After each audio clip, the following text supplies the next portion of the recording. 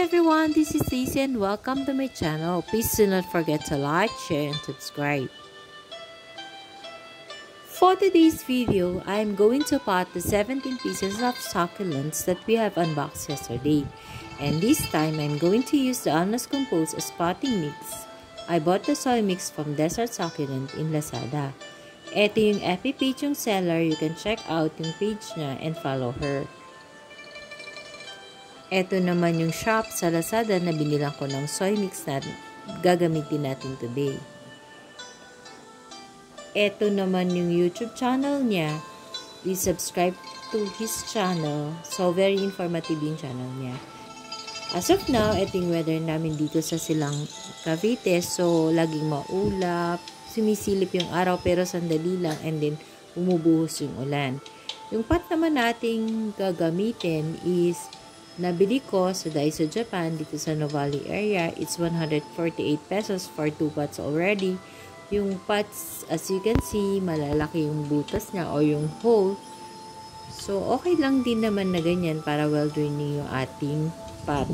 So, makapal yung pot, pwede siya sa rain or shine area. Usually kasi ang nabibili sa Lazada or sa online, lalo na yung mga white pot, is maninipis siya. So, after a year, nagkakrok na din siya. Basta, pag magpapalit ako ng soy mix, yun yung napapansin ko. Mabilis mag-crack pag manipis. I think this pot is best for a rain or shine area kasi makapal na siya.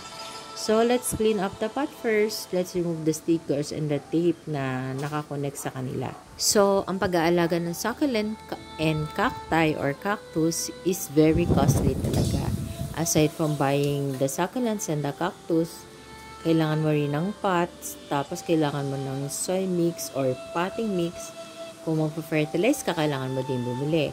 So, costly talaga siya. So, pag bumili ka talaga ng succulent at nag-decide ka ng mag-alaga, you have to take care of it or else yung money mo, sayang siya. Magiging waste of money kasi yung capital mo for buying the succulents, cactus, yung soy mix, yung pot, diba? Sayang. Pero although yung pots, kung hindi ka na magsusucculent, magagamit mo naman siya sa mga ornamental plants or house plant.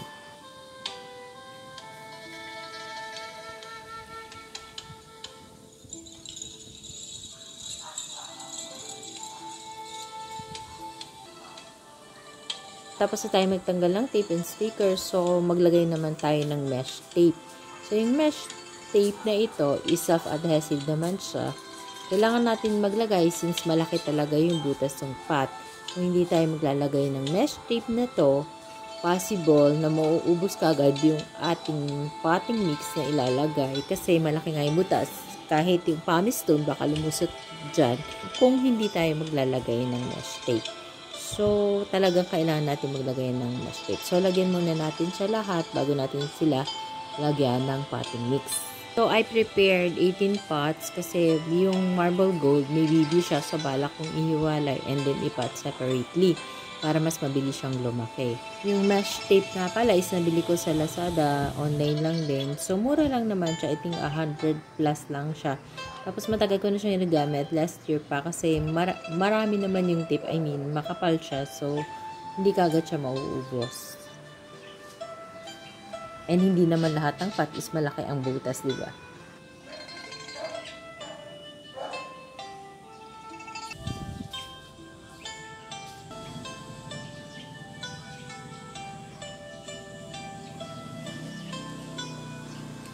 So, ito yung soy mixture o potting mix na nabili ko sa Lazada online under the shop of Desert Succulent. You can check their shop. So, yung binili ko is a soilless mixture. It's a mixture of Alnos Compose and pumice stone. So, dalawang klase siya. Yung isa, 50% Alnos Compose and 50% pumice stone. Yung isa naman na in-avail ko is 70% pumice stone and 30% Alnos Compose. So, since parehas lang naman siyang Alnos Compose and pumice stone, I decided na i-mix na lang yung dalawang bags. So, 5 kilos each bag for a total of 10 kilos yung dalawang bag. So, ayan yung packaging niya. Nakalagay is yung description at kung ilang kilo siya. Meron ding binigay na dalawang maliit na pack na fertilizer si seller. So, nakita kong i-vlog niya tong fertilizer na to sa kanyang YouTube channel. So, i-check ulit para malaman ko kung paano gamitin. Alam ko, tinutunaw yon sa tubig.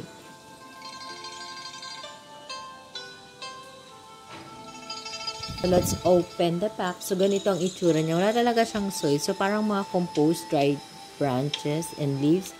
Then, with pumice stone. Maganda yung soil mix niya. I mean, yung potting mix kasi wala nga pala siyang soil. Kasi it's made of alnus compost and pumice stone. So, wala siyang soil.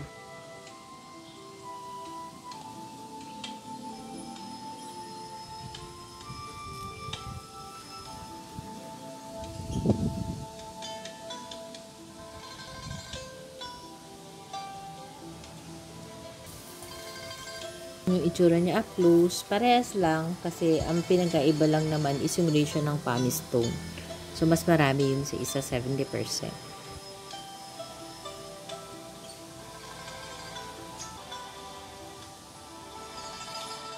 So, lagyan din natin ng Osmocote katulad ng ginagawa natin sa regular soy mixture natin. So, isama na rin natin yung alnus compost na binigay ni Saki Shopline by Lean as free as, I think 1 kilo yung binigay niya sa akin na free or basta 1 pack siya. Then, ihalo lang natin mabuti. Mix natin mabuti.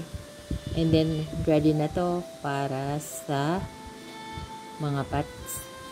So, ganito yung itsura niya. Lagyan na natin siya sa mga pot. So, after kong i-fill yung pot, kung nakikita niya, tinatap ko yung pot para bumaba yung soy. So, hindi ko siya masyadong pinuno kasi I was planning to put red sand as a top dressing sa mga pot natin. Hopefully, magkasya tong 10 kilos na to sa 18 pots. Sana kasi kung hindi, gagawa na naman tayo ng bagong soy mixture. So, nakakapagod din. So, nakakapagod talaga mag-alaga ng succulent.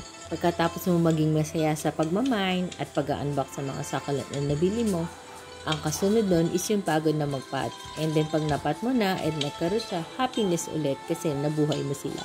Basta happy ka sa ginagawa mo, hindi ka mapapagod.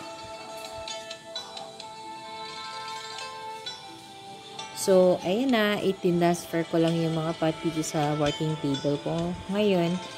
And maglalagay tayo ng konting Osmocote sa each pot katulad ng ginagawa natin. O kung napanood yung previous video ko, ganun yung ginagawa ko bago ko lagyan ng top dressing. So right now, ang gagamitin nating top dressing is red sand. Actually, yung sand na to para siyang lava rock na dinurog ang itsura niya.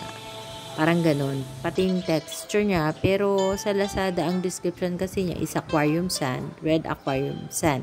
Pero sa tingin ko, lava rock na dinurog.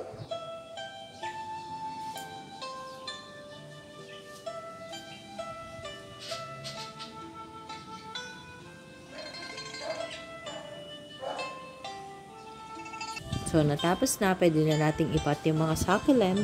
Mabilis na lang yung pagpapat kasi itutusok lang naman natin. And isa pa, na-trim na ni seller yung mga roots. So, wala na tayo masyadong gagawin. Wala rin masyadong dried leaves at wala rin mushy leaves. Kasi nga magaling mag-air dry si seller. So, I strongly recommend this seller Juicel Sun Cactolens. I'm not sure if tama yung pronunciation ko na FB page niya. Basta i-check nyo na lang yung FB page niya and follow her. I-try niya bumili sa kanya. Wala akong masabi kay seller. What you see is what you get. What you buy is what you get. So, ganyan ang kadali magpat. I just make sure na hindi umuuga yung succulent pag pinat ko. Kasi, para pag nilipat ko siya ng ibang table or ilalagay ko siya sa ibang place, hindi umaalog yung succulent. Hindi na di-disturb yung pag-grow ng roots niya. So, most of them is pinatong ko lang kasi most of them are echeveria naman. So, wala sila masyadong mahabang stem. And isang tip na maibibigay ko sa inyo, based on my experience, pag nagpapat ako ng succulents ko, lalo na yung na-air dry or newly pot or kahit nagre-repat ako, I always use dry soil or dry potting mix. Hindi ako gumagamit ng moist, hindi ako gumagamit ng wet kasi eventually nagsistem rot siya. So, it doesn't work for me. So, iba-iba naman kasi depende sa location nyo. Kung wet or moist soil yung nagwo-work sa inyo, then continue doing that. Pero sa akin kasi, hindi nag-work yun eh. Kung ano nag-work sa inyo, yun na lang yung gawin natin, di ba? Iba-iba naman kasi, kahit manood kayo ng mga vlog sa YouTube, iba-iba din yung sinasuggest nila. Ang sinasuggest nila, kung ano yung nag-work sa kanila. So, ang sinasuggest ko din, dry soap or dry potting mist, kasi hindi nyo nag-work sa akin.